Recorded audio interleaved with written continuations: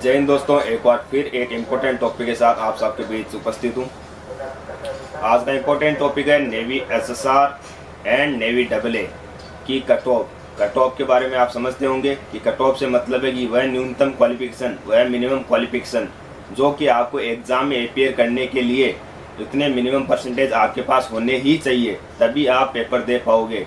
वह cut off इस बार navy ने अप्रोक्स सभी स्टेट में अप्रोक्स 90% से अबव, यानी कि जिन बच्चों के 90% है वही इन एग्ज़ाम में यानी कि नेवी एसएसआर नेवी AA का एग्ज़ाम अपीयर कर पाएंगे, जो कि बहुत ही दुखद है, बहुत ही बच्चों के साथ बहुत ज़्यादा परेशान करने वाला विषय है। क्योंकि सभी बच्चों ने पिछले 4 सालों से ये डिसाइड किया हुआ है कि सभी आर्मर्ड फोर्सेस के एग्ज़ाम जो भी like Air Force X, Air Force Y, Navy SSR, Navy AA, MR, यांत्रिक, कोस्ट गार्ड GD, जितने भी एग्ज़ाम होते हैं, अगर किसी बच्चे के इंग्लिश में 50 मार्क्स है और मिनिमम 50% है तो एक्सेप्ट अगर हम नेवी AA को छोड़ दें तो उन सब के कोलेटर्स यानी कि उन सब में वो एग्ज़ाम में प्रिपेयर कर सकता है और उनमें अपीयर हो सकता है। और नेवी AA के लिए 60% और इंग्लिश में 50 मार्क्स है तो उसमें अपीयर हो सकता है। लेकिन दुर्भाग्यवश इस बार ऐसा नहीं हुआ है। इस बार आपके नेवी के जो कोलेटर्स है वो 90 क्रॉस कर गए हैं।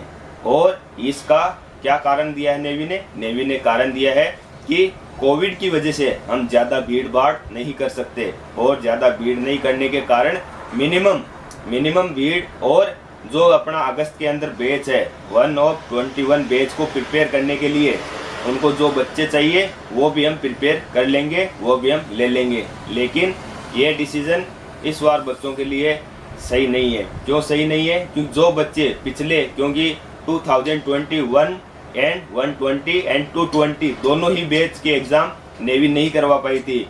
कारण क्या था कि कोविड की वजह से इन्होंने बता दिया कि हम कोविड की वजह से एग्ज़ाम नहीं करवा पा रहे हैं। लेकिन सभी को ये एक्सपेक्टेशन थी कि 1 of 21 बैच के अंदर हम सब आराम से सिलेक्ट हो जाएंगे। इतनी अच्छी तैयारी की थी बच्चों ने और आराम से सिलेक्ट हो जाएंगे। लेकिन इस बार उन बच्चों को भी बहुत तकलीफ हुई है, क्योंकि वो इस बार एग्ज़ाम में नहीं बैठ पाएंगे। कॉल लेटर्स सिर्फ उन्हीं बच्चों के आए हैं जो राजस्थान में 92.8% गन करके बैठे हैं, उन्हीं बच्चों के इस बार कॉल लेटर्स आए हैं। क्योंकि आप सब समझ सकते हो कि अपने राजस्थान में, यूपी में, MP में, बिहार में, सभी स्टेट्स में, उत्तराखंड में कि कितने %, हरियाणा में विशेषकर जो एयरफोर्स, आर्मी, नेवी यानी डिफेंस फोर्सेस के लिए वेरी पैशनेट है। लेकिन उन बच्चों के इस बार कॉल लेटर्स नहीं आए। एक तो नेवी ने पिछली 2 वैकेंसियाँ नहीं कराई। नेवी को you should learn from the Indian Coast Guard. Indian Coast Guard ने वेरी पंक्चुअलिटी, वेरी ऑनेस्टली पिछले एग्ज़ाम भी करवाए हैं, अभी 2nd फेज के लिए रेडी भी है। और आपके साथ ही जो अगस्त के अंदर बैच स्टार्ट होगा, साथ में ही ट्रेनिंग करेंगे सभी बच्चे।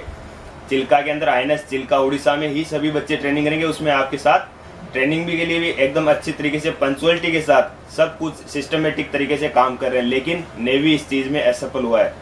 आगे देखते हैं क्या होता है। लेकिन मैं बच्चों से अपील करना चाहूँगा कि परेशान होने की कोई बात नहीं है। ये कोई परमानेंट सॉल्यूशन है नहीं।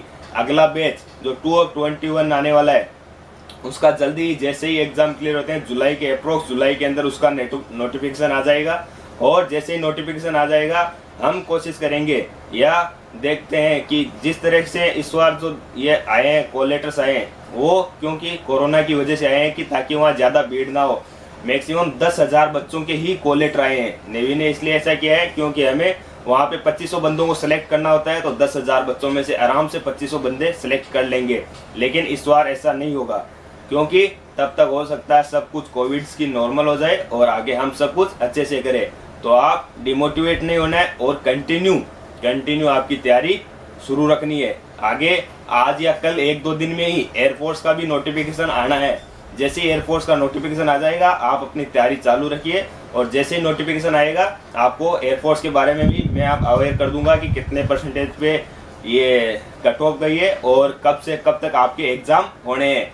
एयरफोर्स बहुत पिछले दिनों से ही पूरी कोशिश करिए कि जितना जल्दी हो सके एग्ज़ाम करवाएं। और अगर आपको कोई प्रॉब्लम हो और कुछ डिफेंस फोर्सेस के रिगार्डिंग क्यूरीज करनी हो तो आप मेरे कमेंट सेक्शन में जाके कमेंट कर सकते हो और मेरे से पूछ सकते हो कि हम किस तरह से कोई समस्या हो तो कैसे सोल्व करें। Okay, thank you so